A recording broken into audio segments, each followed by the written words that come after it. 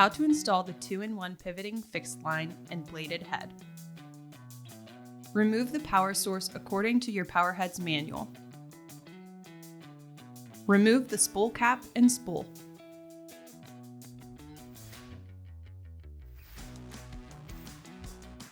Align the latches on the accessory head with the slots on your trimmer. Make sure the head is locked in place and secured with no gaps showing. Replacing the blades. Press both latches to release and remove the accessory. Grasp the tabs in the center of the accessory and rotate counterclockwise to unlock. Then remove the blades. Place new blades on the post, then rotate the tabs clockwise, ensuring they lock in position. Installing and replacing fixed line.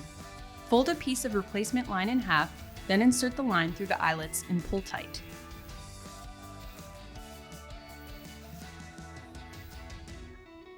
To remove the line, push it back through the eyelets.